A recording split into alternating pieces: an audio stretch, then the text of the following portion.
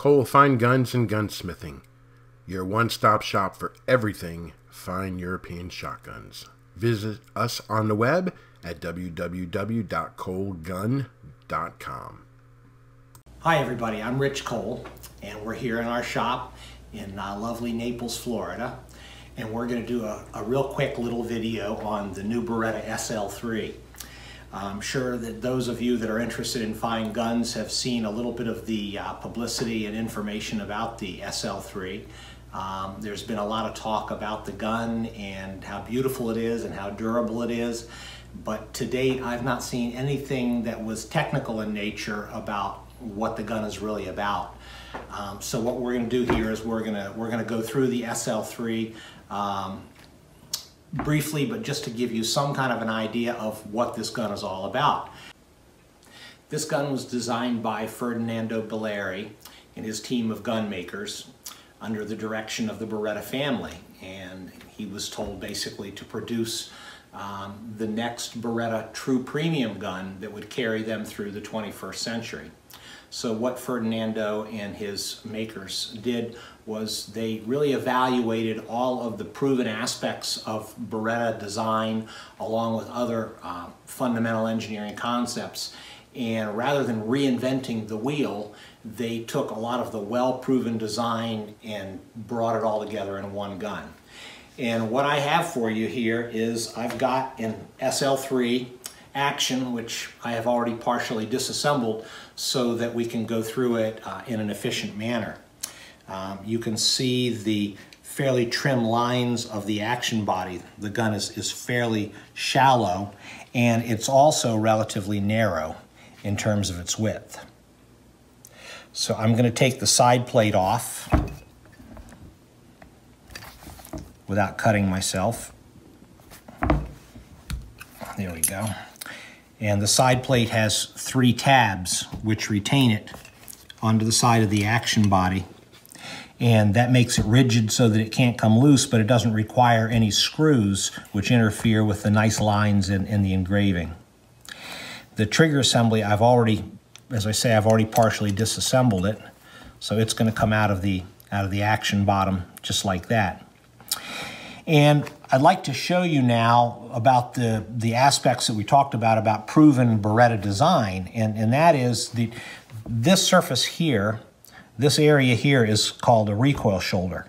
And all shotguns have recoil shoulders, and whether they are actually utilized in the true production of the gun or not is immaterial. The reality is that any good quality gun is designed with a recoil shoulder, because basically what we have in these guns is we have the hinge pins, the recoil shoulders, and then some mechanism for holding the gun closed when it's fired. Because when we have chamber pressure, the gun is trying to push the barrels forward away from the receiver and at an angle up based upon the chambers being above the axis of the hinge.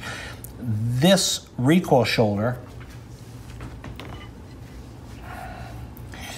which is this surface right here, is what gives support to the hinge pins and the locking bolt surface area when the gun is fired. And this has been a Beretta design that started out in 1934, thereabouts, with the SO, and this is incorporated in pretty much all Beretta over-under shotgun design through today. And you notice that in that there's a very small screw, because this piece is actually replaceable. So that at some point, should this gun be shot so much that this would need to be replaced, you can see the screw there. This could be removed, and with very painstaking effort, a new set could be replaced. These are on both sides, okay?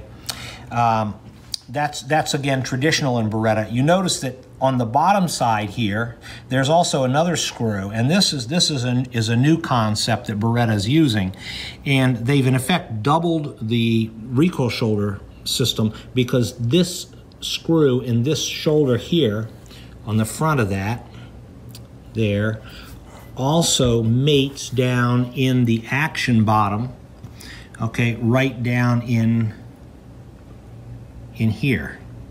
And so that prevents the barrels from being able to push forward, applying all of its chamber pressure energy onto the hinge pins, which, by the way, are also replaceable. In this gun, we have what we call a Boss locking system, which is probably the most popular locking system that's been utilized in the last 100 years or so. And basically what it is this is the bolt, the Boss bolt, and it comes through the back of the action. There you can see it. This is very people think about Perazzi shotguns. You know, Perazzi is a very famous gun with a Boss bolt. But this is the bolt that holds the barrels closed on this surface right here. Okay, the Beretta, this is a departure for Beretta. They've only used this system in the SO10. And for those of you that know Beretta, they know the SO10 is $90,000 plus. So they really have stepped it up in terms of the type of design that they have here. The other aspects of this gun that they've continued to incorporate are the round cocking rods that Beretta utilizes. All the 682 shooters and the guys with the ASEs, and even back to the very early SOs and AS models, note these round cocking rods, one on each side. I've pulled this one out. Okay, as they push, they pivot a cocking cam here, which is sprung by an easily changeable spring there, and that in turn then rotates the hammer back.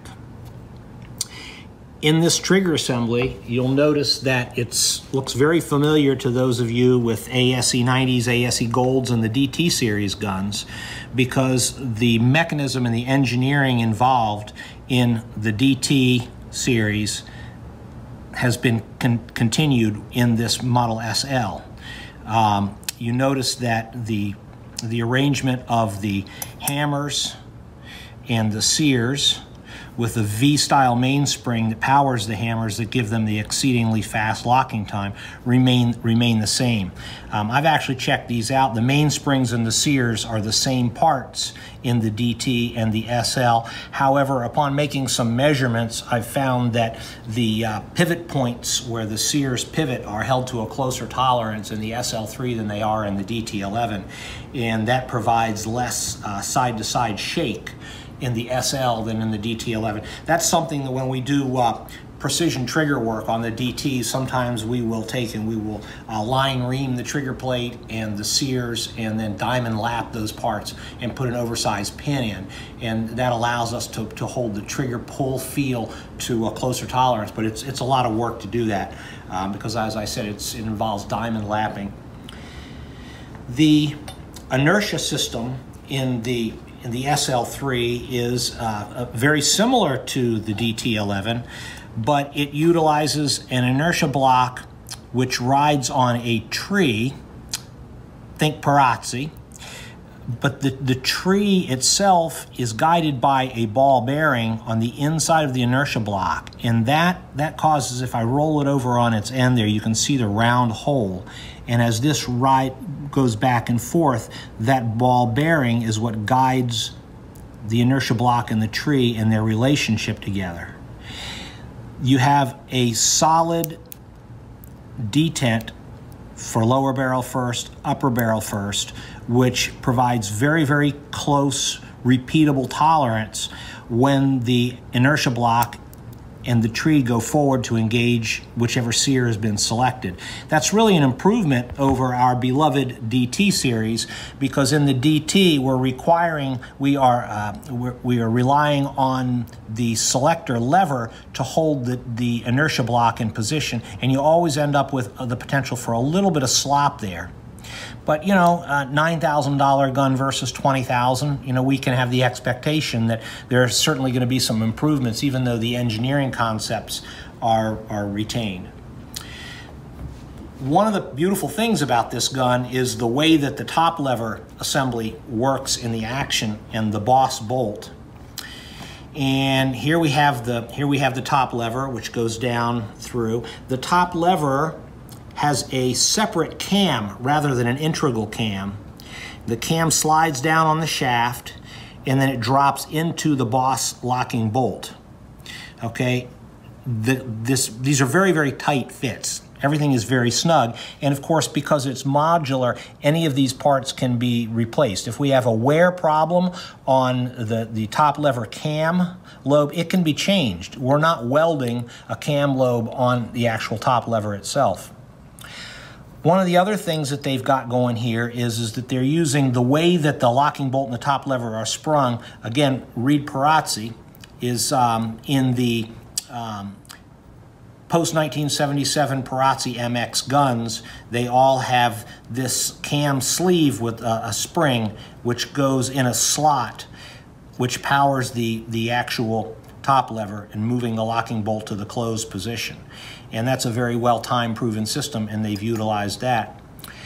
That's the top lever locking bolt. Again, very, very basic that we're talking about here. We could go into a lot more detail, but we really don't have time for that.